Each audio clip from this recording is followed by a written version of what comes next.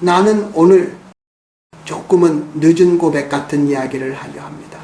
이 말은 젊은 사람에게는 잘 들리지 않을지도 모릅니다. 그러나 인생의 오후에 서 있는 사람이라면 아마 마음 어딘가가 조용히 울릴 것입니다. 나는 오래 살아오며 한 가지 사실을 알게 되었습니다. 사람은 나이가 들어서 불안해지는 것이 아니라 젊을 때부터 굳어진 한 가지 습관을 끝내버리지 못해서 평생 불안해진다는 사실입니다. 많은 이들이 말합니다. 나이가 드니 마음이 편해질 줄 알았는데 오히려 더 복잡해졌다. 그 말은 틀리지 않았습니다. 시간은 흘렀지만 마음은 아직도 바쁘게 어딘가를 서성이고 있기 때문입니다. 나는 이 나이가 되어서야 비로소 분명히 말할 수 있게 되었습니다. 노년의 불안은 새로운 문제에서 오지 않는다는 것을 말입니다. 이미 오래전부터 반복해온 아주 사소한 습관 하나가 조용히 마음을 갉아먹고 있을 뿐입니다. 그 습관은 크게 나쁘지도 않고 누군가를 해치지도 않습니다. 오히려 사회적으로는 성실해 보이고 배려 깊어 보이기도 합니다. 그래서 더 오래 붙잡게 됩니다. 바로 타인의 시선을 지나치게 의식하는 습관입니다. 사람은 젊을 때 이 습관으로 살아갑니다. 인정받기 위해, 뒤처지지 않기 위해, 외면당하지 않기 위해 자연스럽게 생긴 마음의 자세입니다. 그때는 필요했습니다. 그러나 문제는 이 습관이 나이를 먹어도 사라지지 않는다는 데 있습니다. 몸은 늙었는데 마음은 아직도 사람들의 눈빛 속을 부지런히 돌아다니고 있습니다. 나는 이런 분들을 자주 보았습니다. 하루 종일 특별한 일이 없었는데도 저녁이 되면 몹시 피곤해하는 사람들. 몸이 아니라 마음이 지쳐있는 경우입니다. 그 마음은 하루 종일 이 생각을 반복합니다. 저 사람은 나를 어떻게 봤을까? 내 말이 마음에 들었을까? 혹시 무시당한 건 아닐까? 이 질문에는 끝이 없습니다. 그리고 끝이 없는 질문은 마음을 쉬지 못하게 합니다. 나는 젊은 시절 글을 쓰고 사유하며 늘 사람들의 반응을 의식했습니다. 그것이 나를 성장시킨 것도 사실입니다. 그러나 세월이 흐르며 나는 깨닫게 되었습니다. 이 습관을 노년까지 끌고 가면 성장은 멈추고 고통만 남는다는 것을 말입니다. 마음은 집과 같습니다. 늘 바깥을 내다보는 창만 많고 안에서 쉴 방이 없다면 그 집은 오래 머물 수 없는 집입니다. 노년의 마음이 바로 그렇습니다. 끊임없이 밖을 살피느라 자기 자신이 머물 자리가 없습니다. 그래서 나이가 들수록 사람은 더 쉽게 상처받습니다. 말 한마디에 오래 흔들리고 작은 무시에 깊이 가라앉습니다. 그것은 마음이 약해져서가 아니라 너무 오래 바깥에 머물러 있었기 때문입니다. 나는 이 이야기를 하며 누군가를 탓하고 싶지 않습니다. 이 습관은 누구나 가질 수 있고 누구나 이해할 수 있기 때문입니다. 다만 한 가지는 분명히 말하고 싶습니다. 이 습관을 그대로 둔 채 노년에 들어가면 마음은 결코 편안해지지 않는다는 사실입니다. 돈이 많아도 자식이 곁에 있어도 불안은 조용히 남아 밤마다 생각을 깨웁니다. 이제 다음 이야기에서는 왜 이 습관이 나이가 들수록 더 위험해지는지, 그리고 그것이 어떻게 마음의 평온을 조금씩 빼앗아 가는지에 대해 좀 더 깊이 이야기해 보려 합니다. 이 이야기는 지금이라도 늦지 않았다는 조용한 신호이기도 합니다. 마음이 아직 불안하다면 그것은 아직 돌아올 수 있다는 뜻이기 때문입니다. 이제 우리는 왜 이 습관이 나이가 들수록 더 위험해지는지에 대해 조금 더 깊이 들어가 보아야 합니다. 이것은 성격의 문제가 아니라 시간과 마음의 관계에 대한 이야기입니다. 젊을 때 사람은 타인의 시선을 견딜 힘이 있습니다. 몸에 기운이 있고 앞으로 남은 시간이 많다고 느끼기 때문입니다. 그래서 누군가의 평가가 마음에 걸려도 다음에 만회하면 되지라고 스스로를 달랠 수 있습니다. 그러나 나이가 들면 다릅니다. 시간은 줄어들고 기회는 반복되지 않으며 마음은 점점 과거를 향합니다. 이때 타인의 시선을 의식하는 습관은 더 이상 자극이 아니라 부담이 됩니다. 나는 많은 노년의 얼굴에서 이 부담의 흔적을 보았습니다.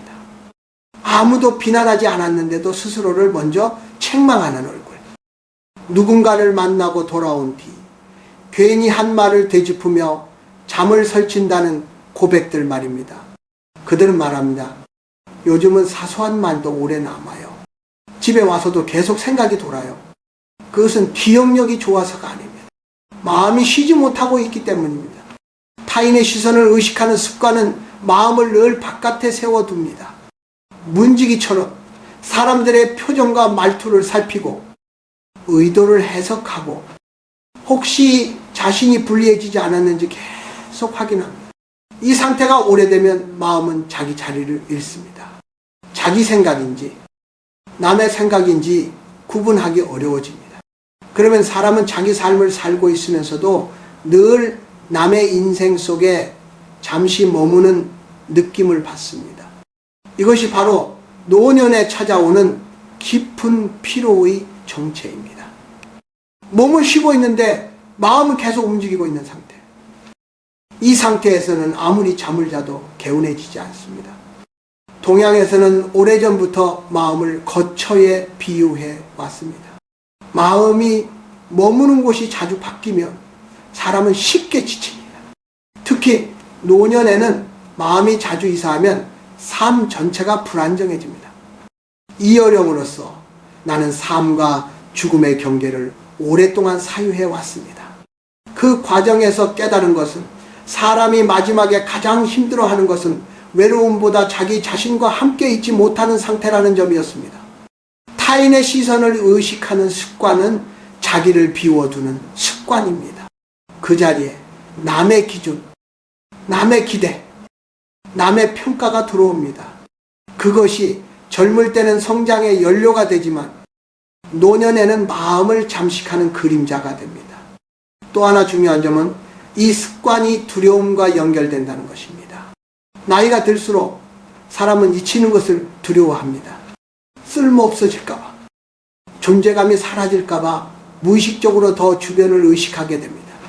그러나 역설적으로 그 의식이 강해질수록 마음은 더 흔들리고 존재감은 오히려 약해집니다. 자기 중심이 흐려지기 때문입니다. 그래서 나는 이 습관이 노년에 위험하다고 말합니다. 그것은 불안을 만들 뿐 아니라 사람이 자기 삶의 중심에서 점점 멀어지게 만들기 때문입니다.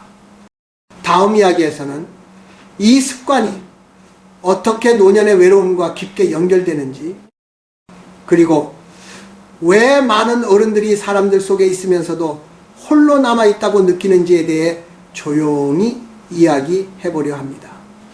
이 이야기는 세상을 등지라는 말이 아닙니다. 다만 마음을 다시 자기 자리로 돌려놓자는 이야기입니다. 이제 우리는 이 습관이 노년의 외로움과 어떻게 이어지는지에 대해 이야기해야 할 것 같습니다. 이 부분은 아마 많은 분들이 고개를 끄덕이게 될 이야기일 것입니다. 사람은 나이가 들수록 사람들 속에 있으면서도 혼자라는 느낌을 자주 받습니다.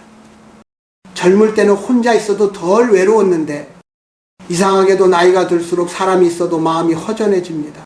그 이유를 단순히 가족이 바빠서, 세상이 각박해져서라고 말하고 싶을지도 모릅니다. 그러나 나는 조금 다른 이유를 보아왔습니다. 그 외로움의 밑바탕에는 여전히 타인의 시선 속에서 자신을 확인하려는 마음이 남아있는 경우가 많았습니다. 타인의 시선을 의식하는 습관은 사람을 늘 긴장하게 만듭니다.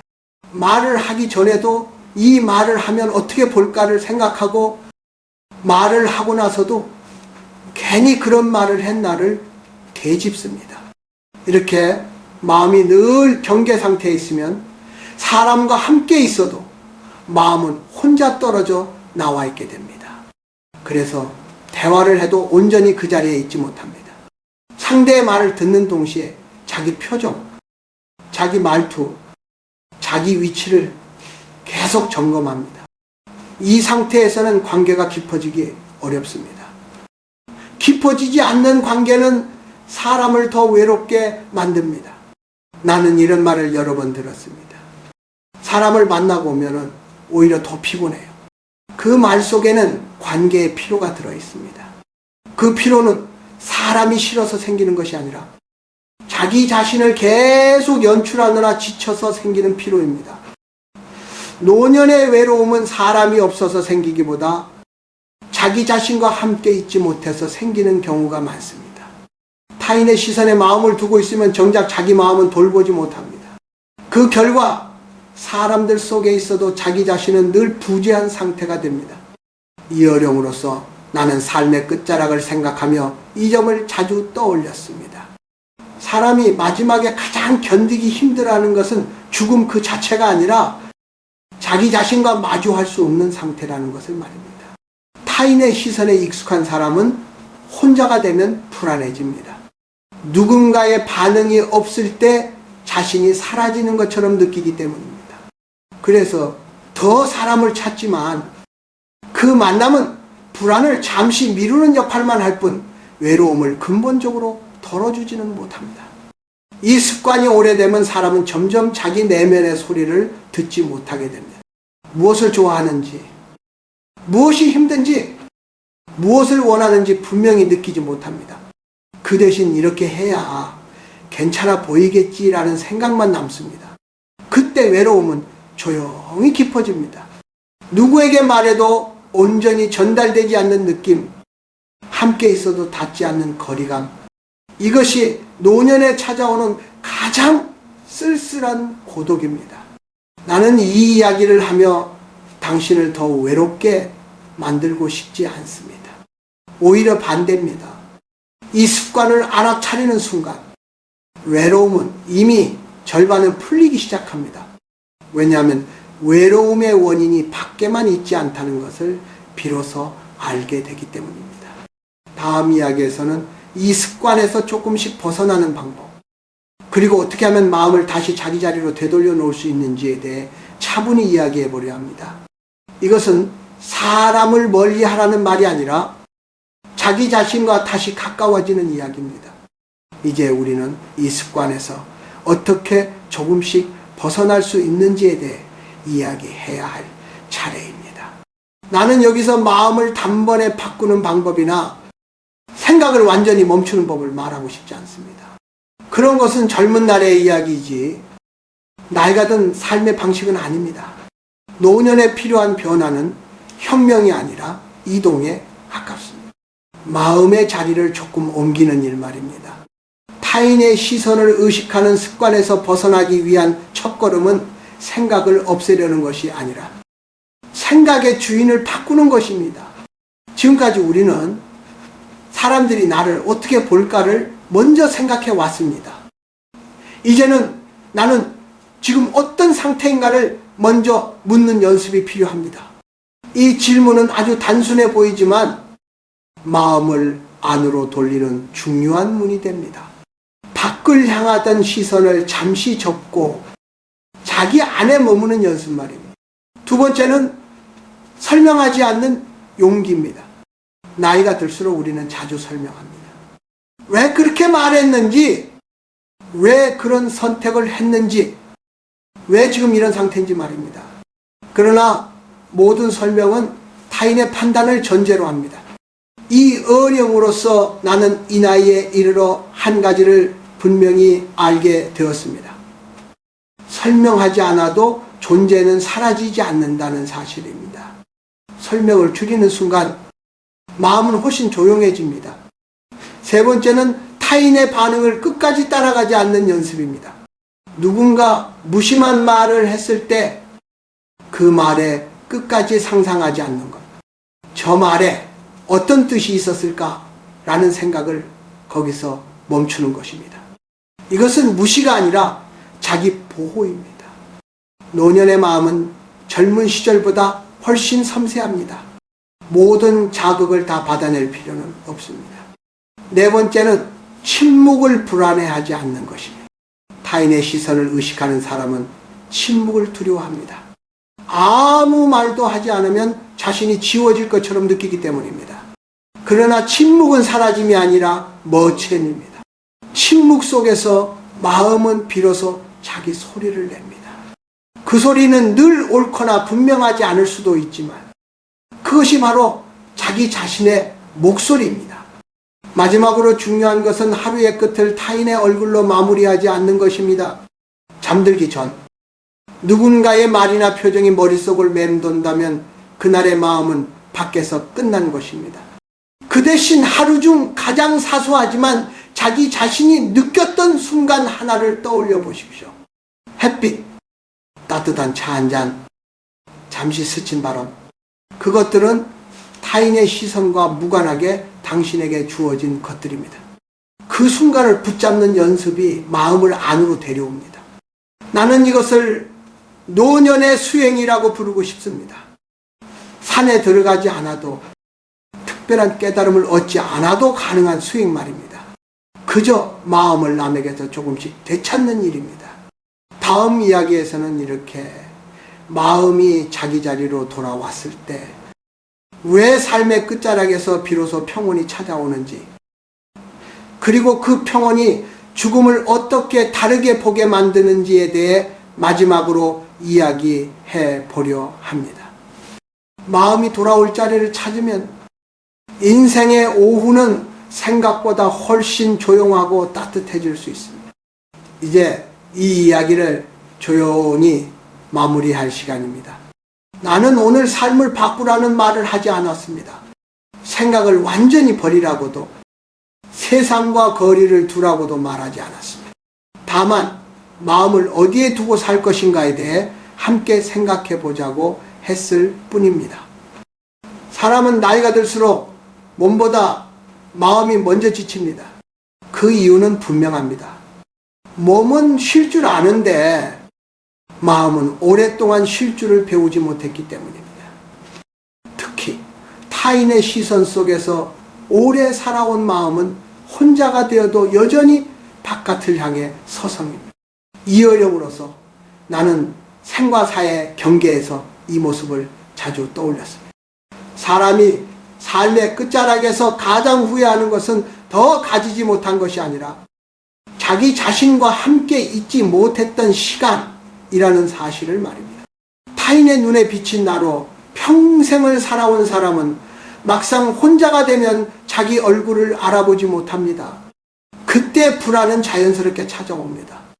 누군가의 반응이 없으면 자신이 사라지는 것처럼 느껴지기 때문입니다.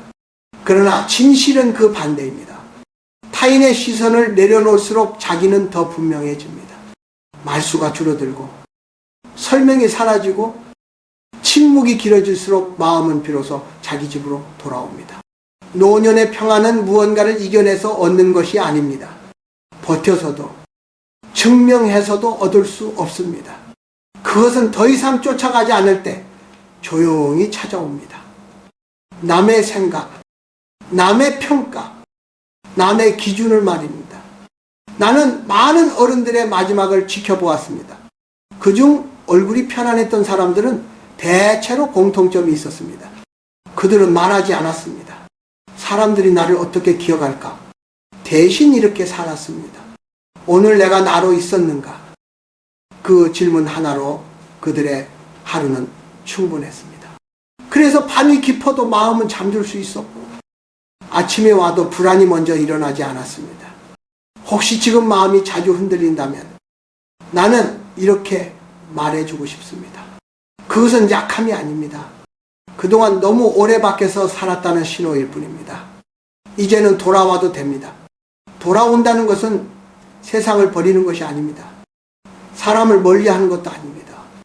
다만 마음의 중심을 다시 자기에게로 옮기는 일입니다. 그 자리에서 삶은 훨씬 단순해집니다. 오늘부터 모든 생각을 내려놓을 필요는 없습니다. 단 하나만 줄여도 충분합니다. 사람들이 나를 어떻게 볼까? 라는 그 질문을 오늘은 조금 덜 하는 것. 그것만으로도 마음은 숨을 쉽니다. 마지막으로 이 말을 남기고 싶습니다. 노년의 평안은 멀리 있지 않습니다. 조용히 자기 안으로 돌아올 때 그 평안은 이미 곁에 와 있습니다. 마음이 더 이상 밖을 떠돌지 않을 때 인생의 오후는 비로소 저녁이 됩니다. 그 저녁은 두려움이 아니라 고요와 따뜻함을 품고 있습니다. 그 고요 속에서 당신은 이제야 조금 늦게나마 편안해질 수 있습니다.